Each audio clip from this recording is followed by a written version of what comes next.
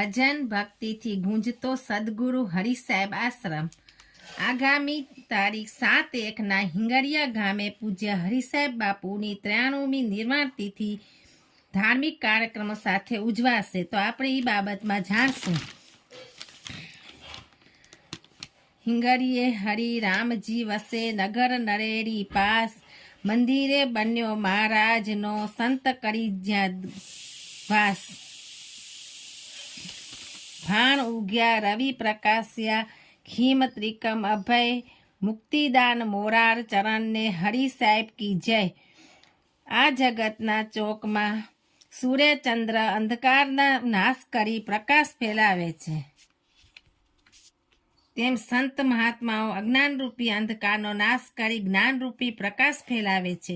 સંતોનું અસ્તિત્વ એમના અંગત સ્વાર્થને કારણે નથી, પણ પરમાર્થને કારણે હોય છે. સંત એ કોઈ પણ પ્રદેશની મૂડી સમાન છે. એવા એક મહાન અને પુણ્ય વૈરાગી સંત એટલે અબડાસા તાલુકાના હિંગળિયા ગામે પૂજ્ય હરિસાહેબ બાપુ, જેમણે વિક્રમ સંવત 1935માં રવિભાણ સંપ્રદાયના સદગુરુ આશ્રમની સ્થાપના કરી. રામ ભગવાન અને શિવની ભક્તિમાં લીન થયા. કઠોર તપસ્યાથી ભક્તનો તાર શિવ તત્વ સાથે જોડાયો. સાથોસાથ સાહિત્ય ક્ષેત્રે પણ મોટું ખેરાણ કર્યું.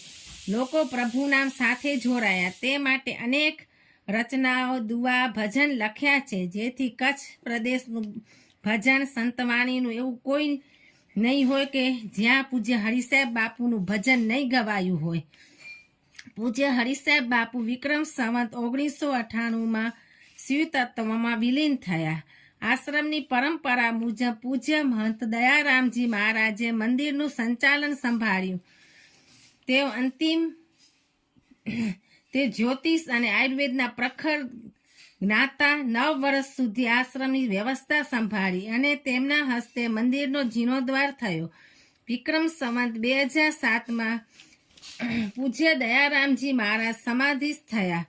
પૂજ્ય માતાજી શ્રી રામ પ્યારે મૈયા તથા મહંત રતનદાસજી મહારાજ બંને મળીને આશ્રમનું સુકાન સંભાળ્યું. ભજન ભક્તિ સાથે મંદિરે પ્રવાહ અવિરત ચાલુ રહ્યો. વિક્રમ સંવત 2018માં રામ પ્યારે મૈયા બ્રહ્મલીન થયા. આશ્રમનો વહીવટ પૂજ્ય મહંત રતનદાસજી મહારાજ સંભાળી આશ્રમનો વહીવટ આગળ વધાવ્યો. વિક્રમ સંવત 2032માં યોજાયેલા હરિ ઓછાવના મહોત્સવમાં પૂજ્ય મહંત રતનદાસજી મહારાજ તથા અન્ય સંતો, મહંતો, માતાજીઓ, સર્વ સેવકો તથા બધા સાથે રહીને કલ્યાણદાસજી મહારાજને મહંત પદે નિયુક્ત કર્યા.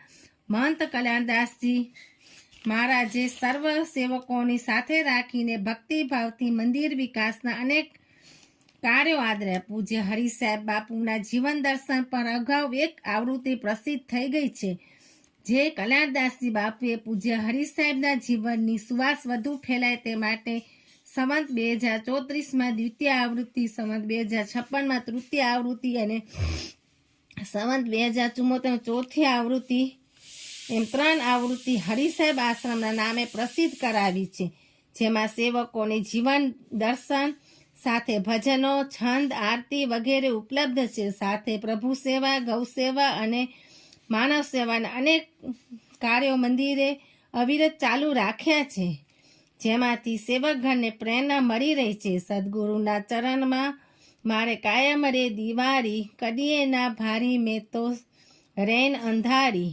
આ પંક્તિને સાર્થક કરતા હિંગળિયા હરિસાહેબ આશ્રમે કાયમ જ દિવાળી જેવા માહોલના ભક્તોને અહેસાસ થાય છે. ગુરુ પૂર્ણિમા, અષાઢી બીજના પૂજ્ય હરિસાહેબ બાપુના જન્મોત્સવ, પોષ સુદ આઠમના બ્રહ્મલીન તિથિ તથા દર માસની સુદ આઠમના ભજન ભક્તિ અને ભોજન સાથે ભક્તોના આવન જાવનથી આશ્રમ ગુંજે છે.